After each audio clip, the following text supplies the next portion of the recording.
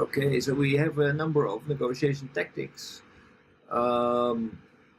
Let's go through this quickly.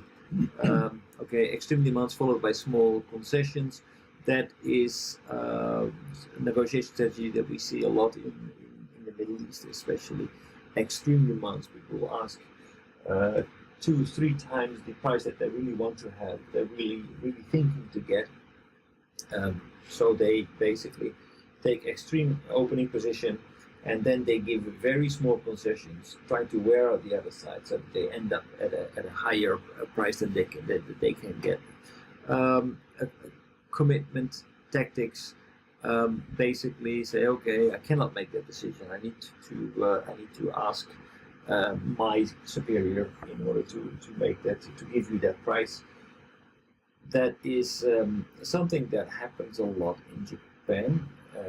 But you need to be careful, because Europeans don't like to negotiate with people who cannot make these decisions.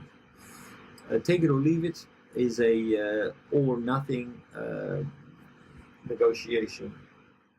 You will not gain a lot of respect if you get this kind of negotiation. It's very much position based.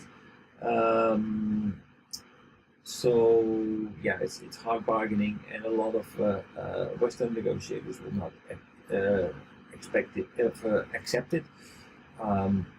Probably, if they're an experienced negotiator, they will tell you that they will just ignore it, or they will basically say, okay, well then we just leave it and look for a different negotiating partner. So take it or leave it is not a very good strategy. A very smart one is somebody gives an opening offer for your car of 3 million. Say, well, okay, 3 million. If you make it 4, then you can have it. That is a very smart strategy, because basically the rules of the game are, if you are going to make a concession, then you want to have something in return. Every negotiator will want something in return. So if I'm going to lower my price, I will tell you, well, sorry, but if I'm going to lower my price, I cannot give you the air conditioner in this car. Or another strategy is that they can basically try to shock you, to throw you off your feet, and make personal attacks, or try to make you flinch, or make an extreme offer that you can never meet, so that basically it throws you off.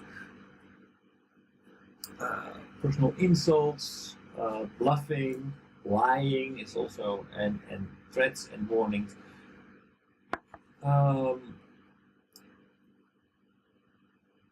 So yeah, it's so the good cop, bad cop is a famous negotiation strategy, where the bad cop will do these things like personal insults or threats and warnings, and then the good cop will be there and say, okay, well, it once the bad cop is going to the toilet, says, okay, well, maybe he's not such a bad guy, but let me talk to him. I will try to make a deal, because we want to do business. So I will try to talk some sense into him. But actually, the good and the bad cop, they made an arrangement, and they are just staging this as part of the negotiation tactic. Because the good cop will give you a deal that you would normally not agree to. So you have to be careful with this kind of negotiation. Well, it's not only in the police station. It also helps. It also happens with normal negotiations, business negotiations.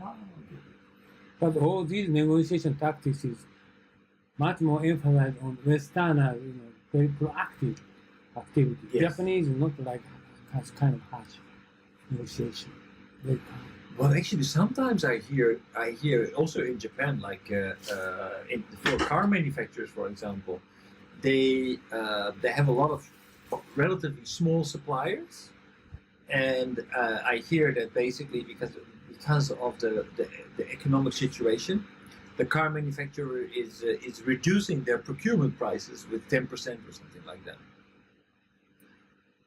if you, as a small manufacturer, do not agree, you're out, right? But a lot of these small manufacturers, they are no match. They cannot negotiate with the car manufacturer. So You're talking about subordinate company, not subordinate, just suppliers. suppliers. Suppliers.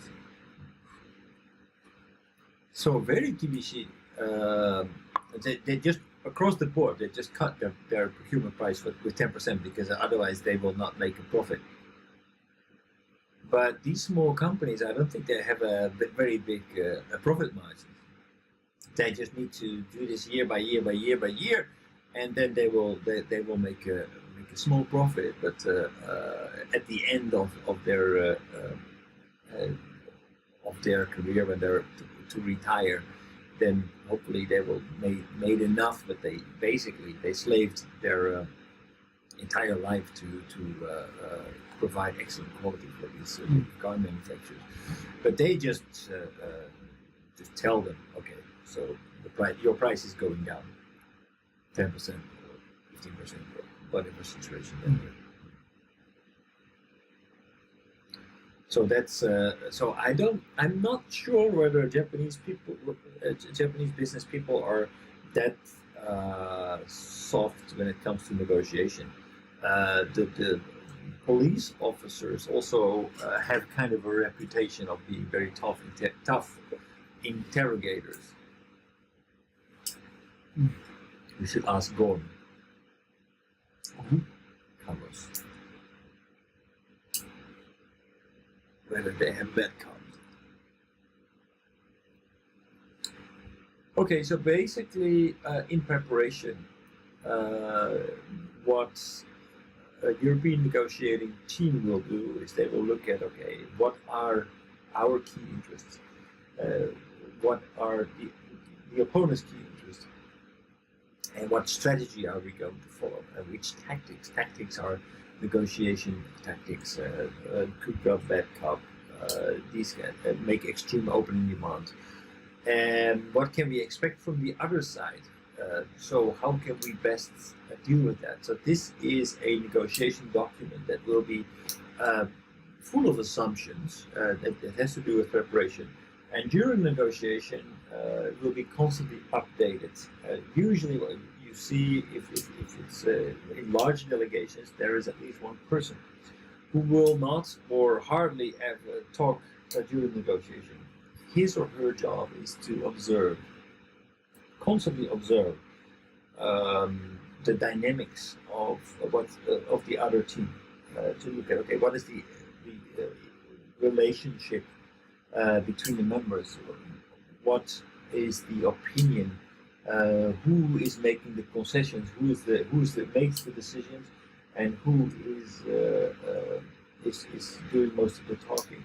So these things are part of a negotiation. So constantly make sure that your and the other side's strategies and interests are becoming familiar, to look for the best solution.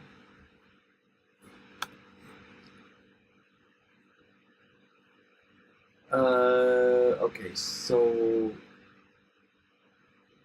that's part of the workshop. So the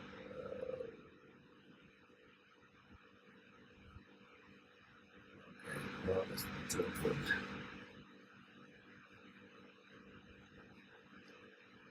You're back. I forget that. What was that? This one? Yeah. Okay, so basically, what this is the workshop, right?